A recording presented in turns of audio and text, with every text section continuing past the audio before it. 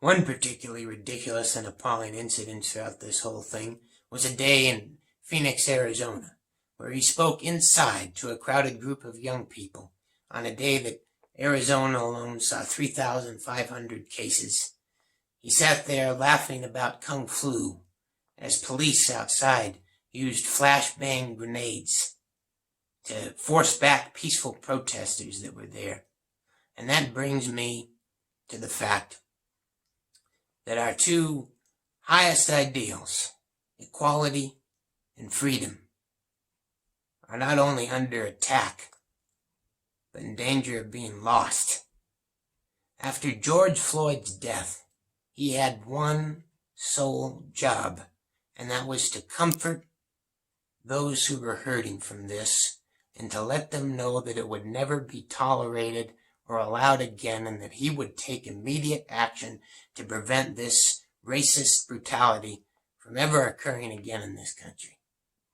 Instead, we got "when the looting starts, the shooting starts," a direct quote from a racist Miami police chief.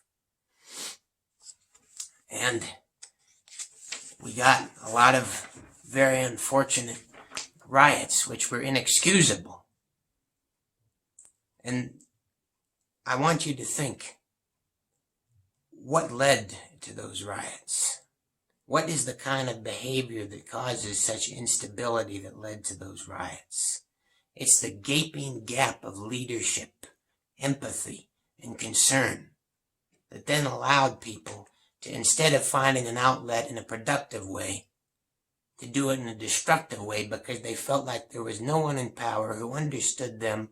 In fact, they feel, justifiably so, that the man in power is a racist himself who doesn't care about these issues. And now I'm going to once again share this list of these awful things because it's important for you to hear it all at one time. There's the great potential for you to forget these things or see them for a day, but not see the totality of what they mean. There's zero excuse for any racism, any hint of racism from the President of the United States. Bear that in mind when the President of the United States begins his campaign by calling Mexicans coming across the border murderers, rapists, and drug dealers, when he calls for a ban on the entire population of Muslims of the world, when he attacks the Black Lives Matter movement and ignores that blacks are killed at far greater rate than whites, when he refuses to denounce David Duke and the KKK and the Proud Boys, when he pardons a racist Sheriff Joe Arpaio who abused horribly Latino immigrants, when he attacks American heroes like Elijah Cummings and John Lewis, refuses to denounce the Confederate flag, relentlessly supports statues of people like Lee who were willing to murder to keep slavery, when he uses profanity to attack black football players protesting racial injustice, when he inflames the violence by attacking protesters instead of offering solutions, when he encourages his supporters to chant "send her back" about a congresswoman of color, when he endorses Border Patrol agents firing tear gas and rubber bullets at unarmed families with children trying to cross, to come into this country to seek a better life, when he initially defends the horrific policy of family separation. He's taken simmering racial issues and turned them into a raging fire. There was an international agreement to stop the spread of hate online. What's the one country that didn't join? America. Now, he may have signed certain things that he enjoys telling you that he signed. That doesn't mean he was behind them. That doesn't mean he understands them. And the things he signed have yet to be proven to be effective. The truth is that President Obama and his Vice President Biden commuted more sentences than he did. He, in fact, has rolled back programs to combat bias against black people within the justice system. He stopped a program meant to stop housing discrimination. A plan to reduce racial disparity in schools has been scrapped. He's instructed prosecutors to seek maximum sentences, and he killed a police department reform program. There were 10,000 clemency petitions pending when President Obama left office. He has only granted clemency to 25. Most egregiously of all these things was the statement that there were many fine people on both sides after Nazis were marching in the streets of America and killed a woman, Heather Heyer. Contrast that statement, his treatment of Nazis, white supremacists, with statements he's made about Black Lives Matter and people peacefully protesting. And now, today, in America, you can find people with Nazi flags in their front yards, proud Trump supporters, and also openly supporting the bigotry that created the most awful incident in the history of humanity. That brings me to the fact that democracy is on the line itself. Eva Schloss, Anne Frank's stepsister, who has been touring around this country trying to get people to learn from the worst atrocity in history, and facing considerable racist bigotry from people as she does so. Well, she is someone that deserves to be listened to, someone who lived through unspeakable evil. And this is a direct quote from her.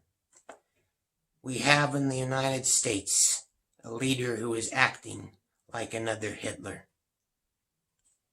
Now, what do we mean by that? What does she mean by that? We do not mean, certainly, that we assume that Donald Trump or anyone in the administration has plans for a genocide or a war. That's not what it means. What it means is that totalitarianism led to that genocide and war.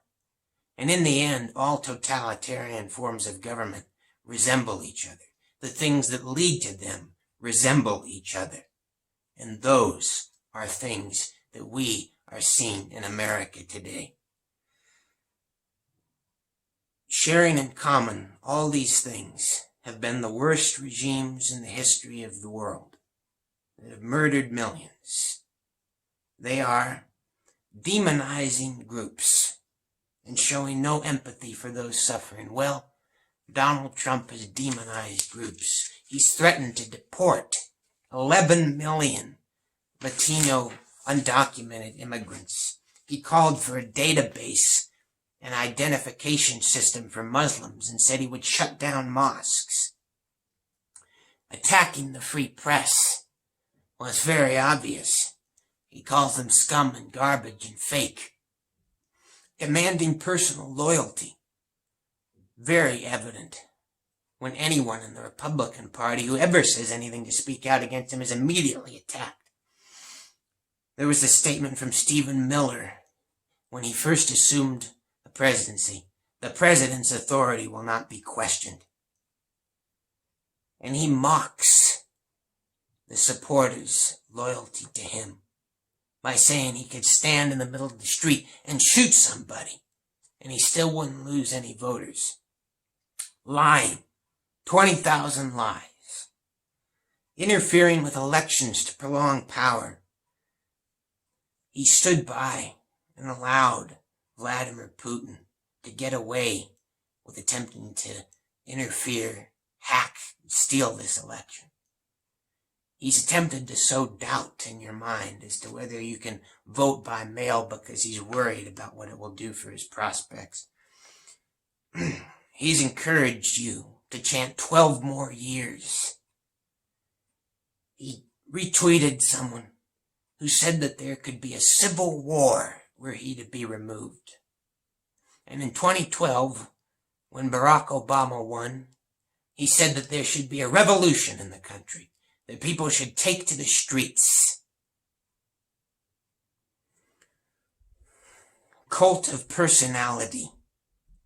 And that is evident in these people, and I hope you're not one of them, running to see him with a fervor that is incomprehensible, thinking he can do absolutely no wrong. It becomes when the leader, it's all about their personality, who they are, not the policies they're doing, not the effect that it's having. It's almost as though it hypnotizes people, protecting the autocrat from any form of prosecution.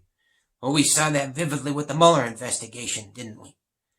He could have sat back and just allowed that to finish if he were not guilty and didn't do anything wrong, and to set a precedent that we believe in free and fair elections, and we believe in holding those in power to account. Instead, he attacked it repeatedly, demeaned it with insane conspiracy theories. Nationalistic, militaristic. That's America first. That's the statement. I love war. There's nobody more militaristic than me. Wearing people down under an exhausting barrage so that they become accustomed to the tyranny. This is a direct quote. I destroyed everybody. I was terrible to them. And now they're all afraid of me. That's the way you get law and order. If there isn't a certain degree of fear, then you don't have law and order. I want people to think of Trump and to sweat and shake and shiver. Attacking and demeaning anybody who opposes him. These are direct quotes. I want you to think deeply whether you would feel comfortable for your children to hear that you supported a man who said any one of these things. I'd like to punch him in the face, knock the crap out of him, rough him up, take away his jacket and throw him in the cold. I wish somebody would have taken a swing at him.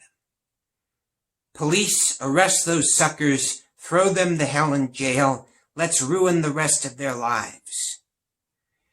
Now that I've won, you see people crying. How great is that? And this is a real quote. A problem we have in this country is that people don't want to hurt each other anymore.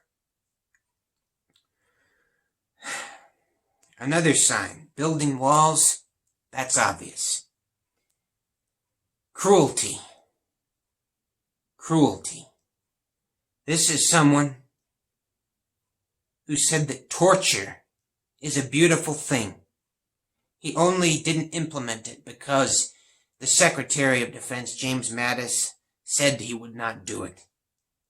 When asked how he would get people to violate the Geneva Convention, which prohibits torture, he said, the people that came up with the Geneva Convention were eggheads. When I say do it, they'll do it. That's what leadership is all about. He said we have to take out the families of suspected terrorists. He reveled in the idea of bombing them and used profanity. He said he would implement the death penalty without trial. He said that we were lucky. He said that terrorists were lucky that we don't want to rip out their hearts and chop their heads like they do to us. He said he would make them suffer. He said it was okay for American citizens to be sent to Guantanamo Bay. He glorified a galling, bloody story of mass murder about a general named Pershing dipping bullets in pig's blood and killing Muslims. He said if Hillary Clinton gets in, there's nothing you can do. Although the Second Amendment people, maybe there is something you can do.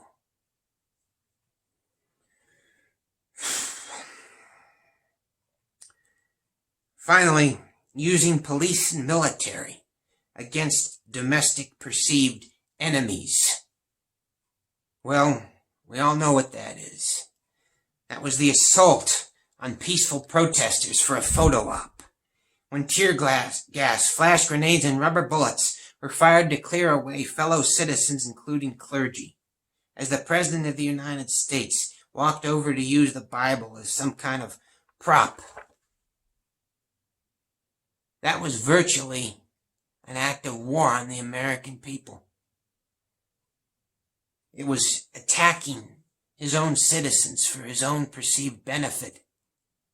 This maniac ordered these people be corralled like cattle so that he could do something that makes zero sense, hold up a Bible at a burned out church. The insanity and the cowardice and the brutality and cruelty of it just boggles the mind. The bishop of that church said he abused our sacred space. He's antithetical to everything that Jesus represents. And General Mattis, his former Secretary of Defense, said, "Never did I dream that troops under any circumstance would be ordered to violate the constitutional rights of their fellow citizens, much less provide a bizarre photo op for the president with military leadership standing alongside." He reminded us that the slogan the Nazis used for destroying us was divide and conquer, and the American answer was, "In union there is strength." And then he quoted Abraham Lincoln, who said, "Great nations crumble for two reasons. One's foreign invasion, but the most dangerous is the rot from within, the viciousness, the ignorance. One potential consequence of this is violent anarchy. The other is the rise of an ambitious leader, unfettered by conscience or precedent or decency, who would make himself supreme." This has been true across centuries, from Machiavelli to Mao. Severely internally damaged human beings have seized power and inflicted hurt upon millions. Despotism is insanity. No good ever comes from compulsion. And so, to all members of the military, the police, or the National Guard, I'm confident in knowing that you will never take orders that you know to be unlawful and wrong. Those who come after us will see that tape. They'll see that tape of those people being plowed down for no reason, of the President of the United States having ordered an attack on his own people. Do you want them to know that you supported such a man? The saddest thing about this is that it was all done out in the open. It was all done stupidly. It was all done haphazardly. Imagine if it were done in secret and cunningly, like it's been done so many times before. This is here in America that this was done, right in front of your eyes, to no apparent aim or purpose, just the ego of the one man. Well, imagine if there was a purpose behind it. There is the capacity today to create systems of oppression and dictatorships that were not even possible back under the most horrid, murderous dictatorships the world has ever seen. One could do it today if one were evil enough to want to. And anyone who is so inclined has looked to the presidency of Donald Trump with inspiration and with license.